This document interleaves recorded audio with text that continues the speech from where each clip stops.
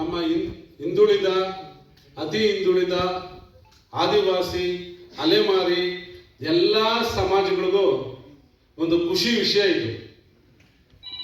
ಇವತ್ತು ಎಲ್ಲಾದರೂ ಒಂದು ಟಿಕೆಟ್ ಬೇಕು, ನಾನು ಎಲೆಕ್ಷನ್ ನಿಲ್ತೀನಿ, ಗ್ರಾಮ ಪಂಚಾಯತಿ ಆಗಲಿ, ಜಿಲ್ಲಾ ಪಂಚಾಯತಿ ಆಗಲಿ, ತಾಲೂಕ್ ಪಂಚಾಯತಿ ಆಗಲಿ, ಕಡೆ ಪಕ್ಷ ಒಂದು ಡೈರಿಯಲ್ಲಾಗಲಿ, ಅಲ್ಲೆಲ್ಲ ಜಾತಿ ಮೇಲ್ಜಾತಿಗೆನೆ ಎಲ್ಲ ನಡೀತಾ ಇದೆ, ಅಧಿಕಾರ ಇರುವಂತ ಜಾತಿಗಳಿಗೆ. ಇವತ್ತು ರಾಹುಲ್ ಗಾಂಧಿ ಅವರ ಆಶೆಯಂತೆ,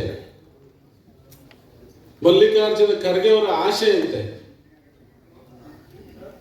ಎಲ್ಲಿ ಜಾತಿ ಎಷ್ಟಿದೆ ಅಷ್ಟು ಅಧಿಕಾರನೂ ಅವ್ರಿಗೆ ಹಂಚಿಕೆ ಆಗಬೇಕು. ಆದ್ರಿಂದ ಆ ಒಂದು ತತ್ವ ಸಿದ್ಧಾಂತದಿಂದ ನಾವು ವಿಐಪಿ ಪಕ್ಷ, ವಿಕಾಸಶೀಲ್ ಇನ್ಸಾನ್ ಪಾರ್ಟಿ, ನಮ್ಮ ನೇತಾಜಿ ಮುಖೇಶ್ ಸೈನಿಜಿ ಅವರು ದೆಹಲಿ ಲೆವೆಲ್ ಅಲ್ಲಿ ನಾವು ಇಂಡಿಯಾ ಕೂಟದ ಜೊತೆ ಇದ್ದೀವಿ. ಇಂಡಿಯಾ ಕೂಟದ ಜೊತೆ ಇದ್ದೀವಿ ನಾವಲ್ಲಿ. ನಾವು ಒಬ್ಬ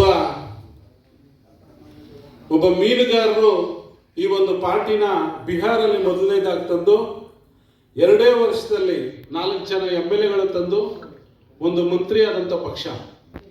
ಇವತ್ತು ಉತ್ತರ ಪ್ರದೇಶದಲ್ಲಿ ಸಮಾಜವಾದಿ ಪಾರ್ಟಿ, ಕಾಂಗ್ರೆಸ್ ಜೊತೆಯಲ್ಲಿ ನಮ್ಮ ವಿಐಪಿ ಪಾರ್ಟಿನೂ ಸೇರ್ಕೊಂಡು ಅಲ್ಲಿ ಎಲೆಕ್ಷನ್ ಮಾಡ್ತಾ ಇದ್ದೀವಿ.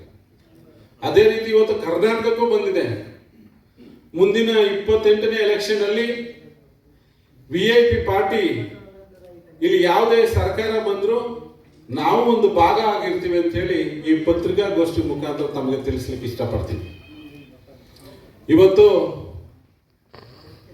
ಹಿಂದುಳಿದ ವರ್ಗ ಸಮಾಜಗಳು ತಮ್ಮ ಧ್ವನಿನ ಹೇಳಲಿಕ್ಕೆ ಆಗ್ತಾ ಇಲ್ಲ. ಕಾರಣ ಇಷ್ಟೇ, ಒಗ್ಗಟ್ಟಿಲ್ಲ ಅಂದ್ರು